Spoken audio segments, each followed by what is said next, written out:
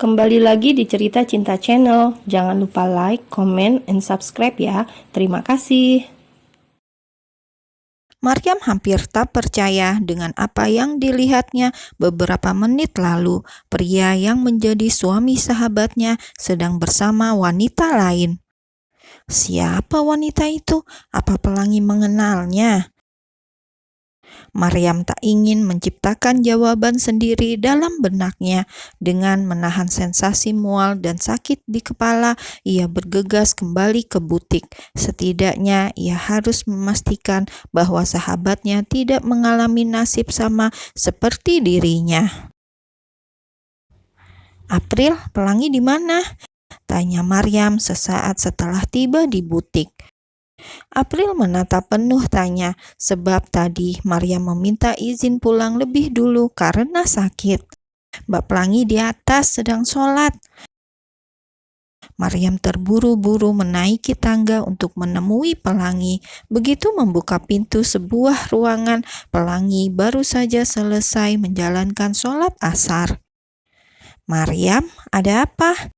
tanya Pelangi heran. Maryam tampak bingung, tak tahu harus mulai dari mana. Aku kembali untuk menanyakan sesuatu." "Menanyakan apa?" Sambil menunggu jawaban Maryam, Pelangi melepas mukena yang membalut tubuhnya. Maryam lalu mengeluarkan ponsel dari dalam tas, lalu menggerakkan jempolnya naik turun pada layar ponsel. Segera ia serahkan benda pipih miliknya itu ke tangan Pelangi. "Pelangi, aku tahu ini bukan urusanku, tapi aku rasa perlu memberitahumu. Tadi dalam perjalanan pulang, aku melihat suamimu bersama seorang wanita. Apa kamu mengenal wanita ini? Mereka bertemu di sebuah kafe tidak jauh dari sini." Pelangi cukup terkejut melihat foto suaminya bersama Priska, namun kemudian senyum mengembang di bibirnya. Kemudian menyerahkan kembali ponsel milik Maryam. "Aku kenal wanita ini. Dia adalah anak pemilik hotel yang sedang dikerjakan oleh suamiku. Namanya Priska." Maryam mengusap dadanya lega. Setidaknya ia bisa tenang karena kecurigaannya salah. "Maafkan aku, Pelangi. Aku tidak ada maksud apapun. Sungguh, aku hanya takut kamu mengalami apa yang kualami. Makanya kupikir perlu memperlihatkan ini ke kamu." Pelangi mendekati Maryam dan memeluknya. Ia tahu sejak dulu Maryam sangat peduli terhadapnya. Bahkan Maryam pernah terluka parah karena berkelahi dengan beberapa anak laki-laki yang mencoba mengganggu Pelangi di sekolah. "Terima kasih Maryam, insya Allah kami mampu saling menjaga hati masing-masing." Maryam mengangguk beberapa saat kemudian melepas pelukan. "Aku lega mendengarnya. Pelakor itu ada di mana-mana. Kamu harus hati-hati. Mereka hanya akan berhasil kalau ada celah. Laki-laki adalah makhluk yang mandiri, tapi setelah menikah mereka akan terbiasa dilayani. Kalau dia terpelihara kebutuhan mata, tercukupi kebutuhan perut, dan terpenuhi kebutuhan biologisnya, insya Allah berhadapan dengan siapapun di luar sana, dia tidak akan tertarik."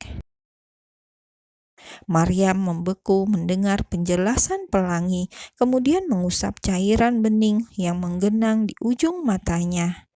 "Baiklah, aku kembali hanya untuk memberitahu itu.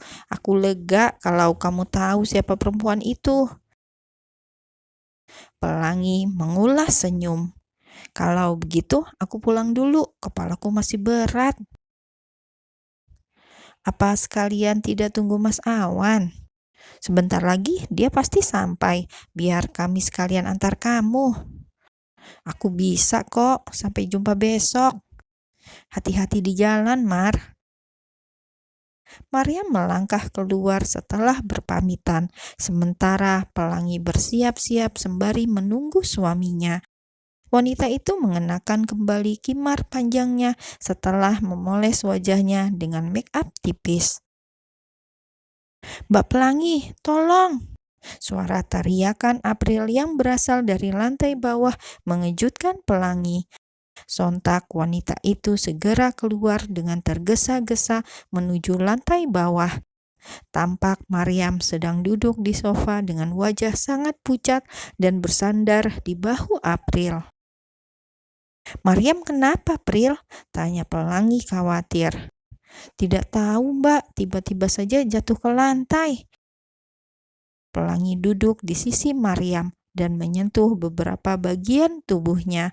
Maryam tampak tak bertenaga dan tatapannya kosong. "April, tolong pesan taksi online. Kita bawa Maryam ke klinik saja." "Baik, Mbak."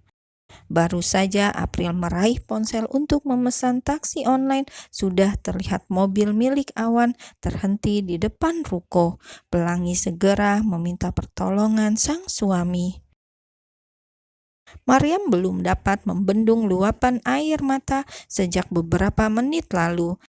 Tangannya gemetar memeluk kain tipis yang membalut tubuhnya. Hasil pemeriksaan dokter membuat sendi-sendinya terasa lemas. Sesuatu yang tak pernah terencana hadir dalam dirinya. Kehamilan. Bagaimana aku bisa menanggungnya seorang diri, sementara aku sama sekali belum menemukan keberadaan suamiku, ucapnya dengan isak tangis. Pelangi yang menemaninya di ruangan dokter hanya dapat mengusap punggungnya. "Tenanglah Maryam, insya Allah akan ada jalan untuk kamu. Jangan takut, Allah bersama kita." "Aku tidak akan kuat, Pelangi." "Kamu pasti kuat demi anak kamu." Pelangi kembali memeluk sahabatnya itu, mengusap punggung demi menguatkannya. Bukan hal mudah memang mengandung sendiri tanpa pertanggungjawaban seorang suami. Maryam tidak tahu lagi harus bagaimana. Setelah menebus resep dari dokter, Maryam dan Pelangi meninggalkan klinik itu. Awan tampak sedang duduk menunggu di sebuah kursi panjang dengan memainkan ponselnya. "Sudah?" tanya Awan, diikuti anggukan kepala oleh Pelangi. "Kamu merasa lebih baik, Maryam?" tanya Pelangi. Maryam hanya menjawab dengan anggukan kepala, nyaris tanpa ekspresi. Pelangi pun segera membukakan pintu mobil belakang. Baru saja Maryam akan naik, tatapannya tertuju pada seseorang yang berjalan dengan cepat menuju sebuah mobil yang terparkir. Wanita itu menajamkan penglihatannya yang teramat samar akibat genangan air mata. Lalu beberapa detik kemudian meyakini tidak salah orang setelah mampu mengenali potongan rambut dan gaya berpakaian. "Mas Guntur!" teriak Maryam memanggil. Sontak Awan dan Pelangi menoleh untuk mencari sosok yang namanya baru saja diteriakkan Maryam. Benar saja, tak jauh dari mereka, Guntur tampak membeku menatap seorang wanita yang berjalan ke arahnya dan dalam hitungan detik menabrakkan tubuh lemahnya dengan tangan melingkar erat. "Kamu dari mana saja, Mas? Kenapa meninggalkan aku sendiri?" Guntur gelagapan seraya berusaha menjauhkan Maryam dari tubuhnya, namun wanita itu malah mengeratkan pelukan yang membuat Guntur tak berkutik. Sementara dari jarak beberapa meter, Awan dan Pelangi membeku saling menatap penuh tanya. Apa artinya si bandar korma ini suaminya Maryam? Brengsek juga lo ya, mau enaknya doang.